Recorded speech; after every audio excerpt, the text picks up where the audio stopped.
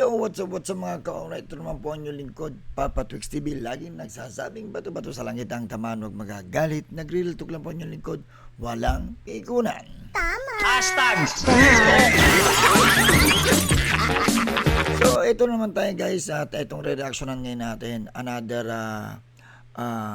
success na naman na pagtulong ang ginawa ng ating OWA, no? Dito sa mga OFW. Yan po ay sa direktiba po lagi ng ating Pangulo sa mga ahensya ng gobyerno natin na kailangan mabilis ang aksyon, tulong, kompleto ang pagtulong at focus lagi sa ating mga kababayan, lalo sa mga OFW, na huwag pababayaan ang ating mga OFW dahil nga alam naman natin ang mga OFW ay mga bayani sa ating bayan na nasa ibang bansa yung mga yan nagtatrabaho at uuwi ng Pilipinas karagdagang kita at dagdag tulong sa gobyerno ang kanilang ginagawa sa ibang bansa. Malaki po na ikukontribute ng mga OFW, alam naman po natin yan.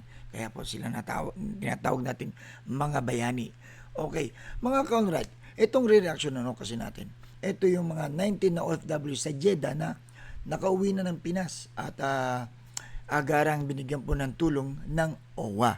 Yan, ito ang patunay po mga ka-alright na talagang ang ating mahal na Pangulo talagang hindi po pinababayaan ang mga OFW. Makikita nyo po dito mga ka-alright sa reaction na natin na kung paano tinulungan ng OWA sa tulong po ng isang magaling din na administrator po na appointee po ng ating mahal na Pangulo, si Ma'am Patricia Ibon Kaunan, or tawag na lang po natin si Ma'am PY. Ayan, siya pang administrator po ng OWA. Dito po nyo makikita mga ka-alright na talagang grabe po yung mga ginagawang tulong ng ating gobyerno sa mga OFW. At mamaya, ipapakita ko sa inyo ang isa sa mga OFW na talagang naaktuan namin, pinuntahan namin at na-cover ho namin to at na-interview, nakita rin namin yung pigati, yung pinagdaanan ng isang nanay na ganon din natulungan din po ng OWA at patuloy pong tutulungan ng OWA yan. So, umpisa na natin itong reaction natin guys. So, dito muna tayo dito sa OWA na yung 19 na OFW po na natulungan po ng ating gobyerno. Panoorin po natin. Reaction na pala natin, basahin pala natin. Okay. So, ito mga ka-alright 19 OFW from Jeddah have returned to the country. Ayan. So, nung October 19 po ito, sa Saudi Arabia po, Ayan. Sabi po dito, matagumpay na nakauwi kagabi, October 19, ang 19 nating kababayang OFW na nagmula pa naman sa Jeddah, Saudi Arabia, sakay ng Saudi Arabia Flight SB870 na lumapag sa NAIA Terminal 1 bilang bahagi ng tuloy-tuloy na repatriation assistance ng pamahalaan. Ito yung mga dapat na inaalam mo din natin mga kaulat para sa kaalaman ng lahat na hindi po nagpapabaya po ang ating gobyerno dahil nga po andyan po ang OWA na lagi nakamonitor po sa ating mga OFW. Ito po binuo po ng grupo ng 11 kababayan at 8 kalalakihan na pawang mga OFWs na humingi ng tulong para makauwi sa bansa dahil sa iba't ibang dahilan, kabilang ang mga labor-related cases, welfare issues at humanitarian concerns. So, ang ating kababayan ay agad na sinalubong ng mga kinatawan mula sa Overseas Workers Welfare Administration. Ito po yung OWA, katawang AMIA, ang medical team upang masiguro ang kanilang kaligtasan at pangangailangan. Ayan po, pangangailangan. Bilang bahagi ng standard assistance ng OWA, isinailalim sila sa immigration assistance at nakatanggap ng food packs, financial assistance, may financial assistance pa po, at transport support, at pansamantalang accommodation habang inaasikaso ang kanilang pag-uwi sa kanilang probinsya. Ayan po.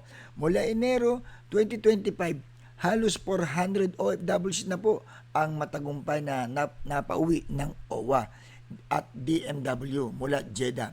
Isang patunay na patuloy ang alagang OWA at serbisyong may puso sa ilalim ng bagong Pilipinas, kung saan ang malasakit at serbisyo para sa mga OFW ay hindi natitinag kahit isa. Kahit sa araw ng linggo ay talaga nagsiservisyo. Wala akong yung pahinga. Ang OWA talagang bukas po lagi ang palad nila para sa ating mga kababayan. Para sa ating mga kababayan na nangailangan ng tulong, bukas po 24/7 ang OWA hotline 1348. Maaari ring magtungo sa pinakamalapit na OWA regional office at gumamit ng Kumusta Kabayan app para sa garang aksyon. So ito po para sa inyong kalaman po. Kaya natin binabalita itong mga ganito para sa mga OFW po ito. Ipagbigay alam nyo po, i-share nyo po itong video na to. O ito po OWA hotline po, ayan po 1348 Metro Manila 1348, outside Metro Manila 021348, from abroad +6321348. Other communication po channels, yan po sa Viber, ayan na po, tingnan niyo na lang po dito ayan, Facebook Messengers OWA OPC, ayan, regional directory, yan, tapos may email pa po so ayan po mga ka-alright nakikita niyo naman kung bakit po natin binabalita itong mga ganitong senaryo mga ka-alright, kasi marami tayong mga kababayan na hindi po nila alam ang nangyayari, lalo na sa mga nangyayari dito sa Pilipinas na lingid po sa kanilang kaalaman, may mga ganitong sitwasyon po na nangyayari na talagang natutulungan at naaksyonan po kaagad ng OWA. Taliwas po sa mga sinasabi at paninira nila sa gobyerno natin na walang ginagawa, walang aksyon, hindi ramdam ng mga tao. Iilan lang po ang mga nagsasabi niyan na ang OWA ay walang ginagawa or hindi ramdam ang gobyerno ito. Hindi po, huwag po kayo maniniwala doon. Dahil ito po, mayroon po website na kung saan makikita nyo po na mabilis ang aksyon at talagang kumpleto po ang tulong na ibinibigay po ng OWA. At ito pa nga po ang patunay mga ka-alright. Itong re-reaction na natin, isa pong video na actual ho namin pinuntahan na isa po sa mga natulungan po ng OWA.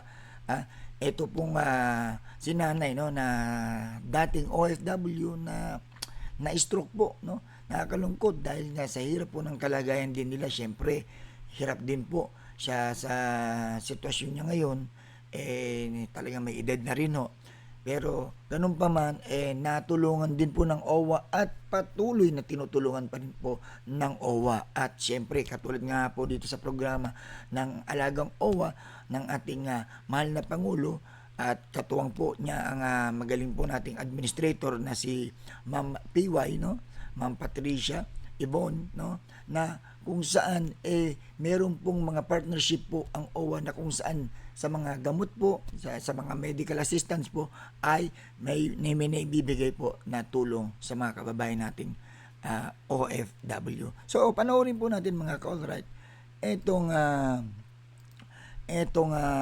si nanay na kung saan pinunta po namin at featuring po ang kaibigan nating si Stephen Lee. Siya po ang nag-coordinate, ako po nag-video si Stephen Lee po, ayan, search nyo lang po sa TikTok Stephen Lee at kanyang Facebook Stephen Lee, ayan po at isa rin po magaling na content creator yan. Panoorin natin ang kwento nitong nanay na amin pong pinuntahan at nakapanayam. Tayo po ay dumayo dito sa Barangay 18 sa Caloocan dahil nandito po ang isa sa mga tinulungan ng OWA, si Lola Rosemary, na sinagot po ang kanyang gamutan.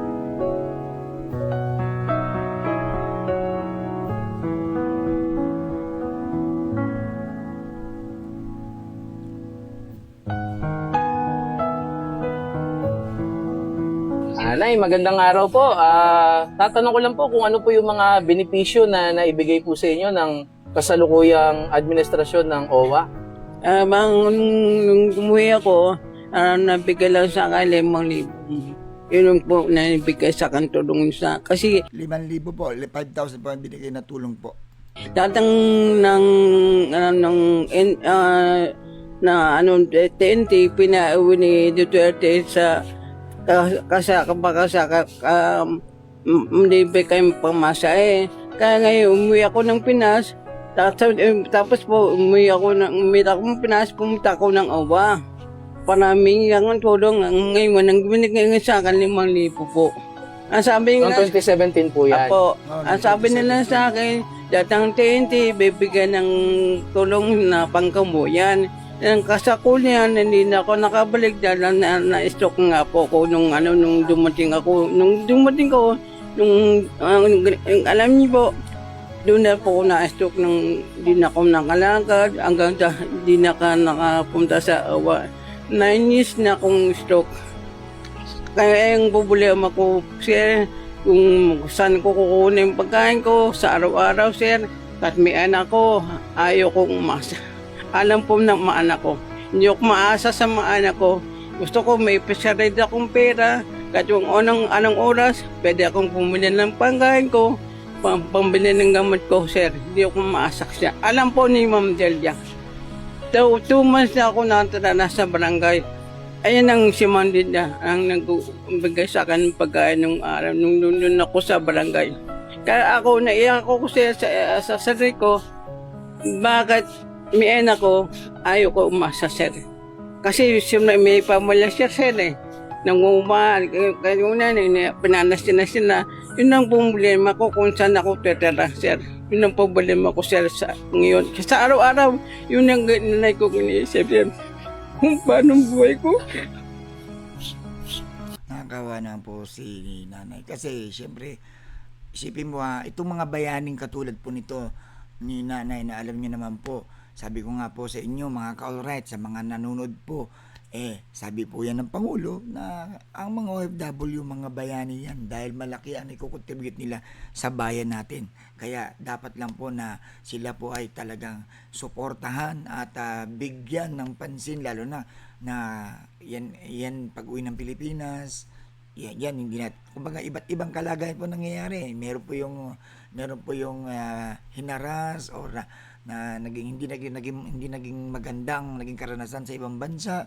Diba? Meron naman yung okay naman, pero nung pag-uwi ng Pilipinas, hindi na nakabalik dahil sa sakit. At meron naman na nagkasakit, pinauwi na rin ng Pilipinas. Pero ganun pa man, yung pagtungtong pa lang, dapat pa lang na tumutong sila sa ibang bansa, yan na po ang, kumbaga, matatawag na po natin silang mga bayani. Bakit to? Kasi yung pagod, hirap nila na ginagawa nila sa ibang bansa at yung perang na pumapasok dito sa Pilipinas na galing sa pinaghirapan nila, malaking tulong po yan sa gobyerno natin.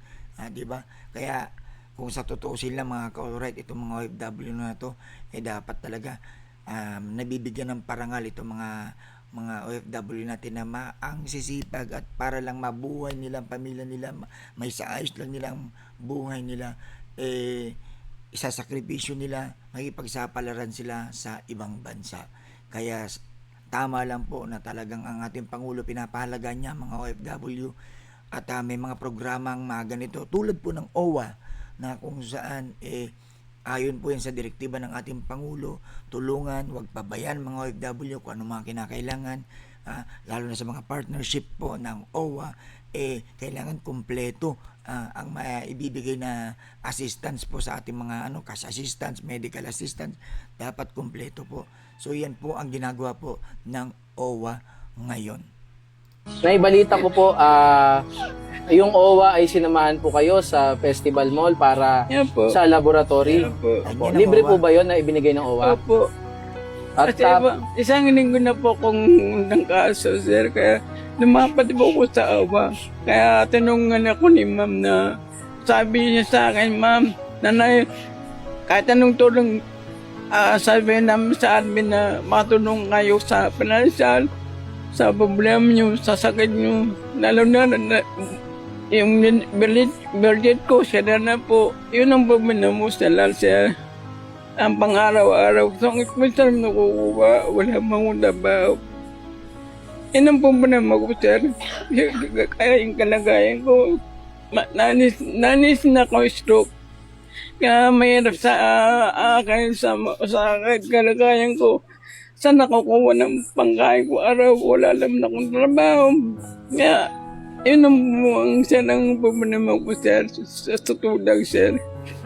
Kaya ako naiyak kasi naawanan ako sa sarili ko. Lahat gusto ko namang bumili ng gusto ko.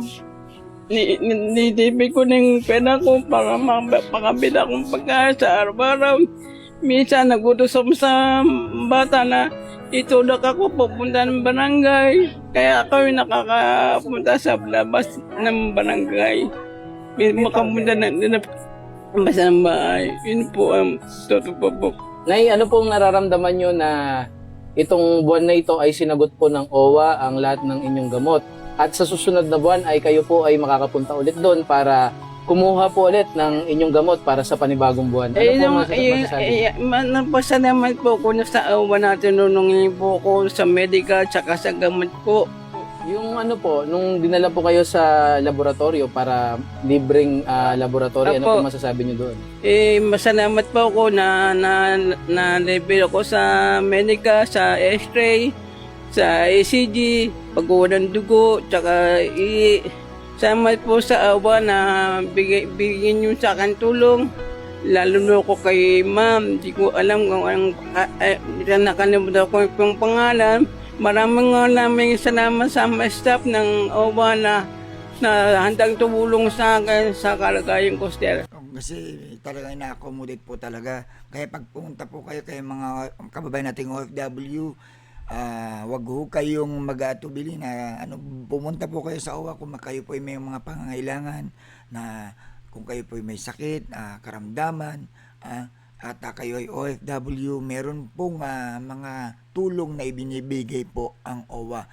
Ito po pagkilala sa inyong kabayanihan na OFW. Kaya sa mga hindi pa po nakakaalam, ipagbigay alam po natin to, i-share po natin to mga ka-alright.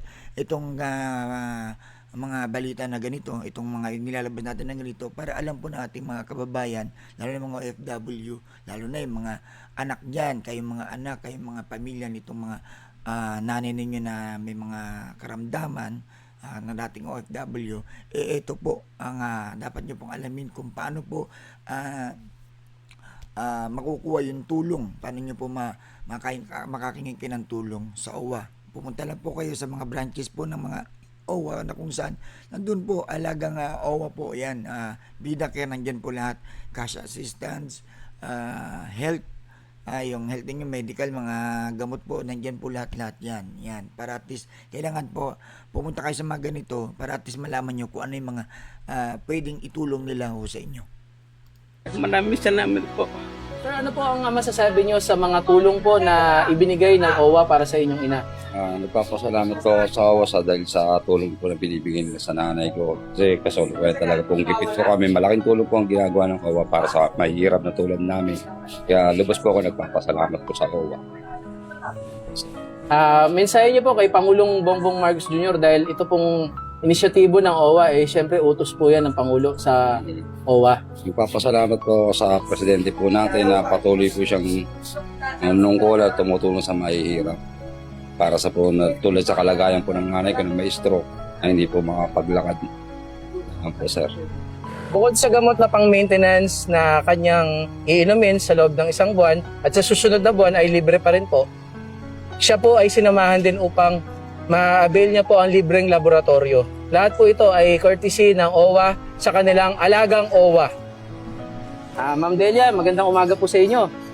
So ito po yung na-interview namin. Ito yung nanay na nag-assist po at para at least malaman po ng mga kababayan nating OFW, no, na merong, kumbaga, iba talaga pag may alam ka, alam mo yung mga lalapitan mo sa gobyerno, lalo ikaw OFW. Kaya saludo rin pa ako dito kay nanay na talagang siya po pinagtiyagaan niya, tinulungan niya si nanay, at siya ang tumulong para makalapit siya sa OWA.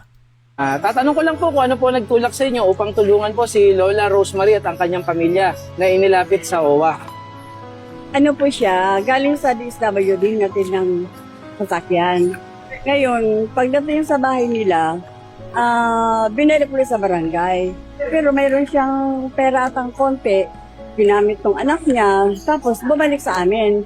Ngayon, inano niya, nasabi niya, pwede ba Delia, i-ano ako sa OWA, niya yung number ko. Dahil kung sakali man daw, tawagan siya, ako makokontak. Kasi nakakaawa po siya eh. Dahil na, unang-una, napapabayaan siya. Di naman siya dinadalaw sa barangay. 2 months siya dito nakatira eh. Ako nagpapakain sa umaga, tanghali, hanggang iniiwanan ko sa gabi. Kasi naaawa ako eh. Ma'am Delia, kamusta naman po nung lumapit kayo sa OWA? Agaran po nila kayong pinagbigyan o tumagal yung proseso? Hindi naman matagal kasi kailan lang siya bumaba dito galing SWD. Hindi naman siya nagtagal eh. Ito nga, nag-response ka agad. Nagulat ako nung tinawagan mo ako. Kaya sabi ko, kasi sabi niya, Delia, pag akong pangalan ko ang nakalagay doon. Pero cellphone number mo. Opo, naman, maghihintay lang daw po. Maghihintay lang. Ito na nga, pagkakataon na to na binigyan siya ng, ito na ng time na naman siya, acknowledge naman. Kaya thank you po sa AWA. Unang-una po yung ang pasasalamat ko dahil natulungan siya ng DSWD. Tumaba nga po siya dati hindi siya ganyan. Tapos sa OWA, maraming salamat din po. Thank you po sa ng OWA na patakaran ng mga OFWs na mga ganyan, mga ganyang klaseng nagkakaroon ng problema. Di po nila pinababayaan. Ano ba masasabi niyo kay Pangulong Bongbong Marcos Jr.? The best po, the best. Unang-una, priority niya yung, lalo pa ngayon, SWD, dadagdagan yung pondo ulit para sa mahihirap. Yun po ang namin. Thank you po kay BBM. Thank you po. Marami siyang proyekto na para sa mahihirap talaga. Yun po. The best po siya. Nanay, maraming salamat po na kayo po, kahit busy po kayo sa inyong buhay, dahil siyempre meron din po kayong sariling pamilya, ay nagawa niyo pong tulungan ang katulad ni Lola Rosemary na nangangailangan ng tulong. Mabuhay po kayo. Thank you din po. Thank you po. Thank you. Maraming salamat sa inyo, Sir Stephen din, mga kasama niya. Thank you po. Liza Vlogger na taga-Caloocan pala siya. Salamat din po, at least meron kaming kakampi. Kayo po. Ayan. Kita nyo naman po yan.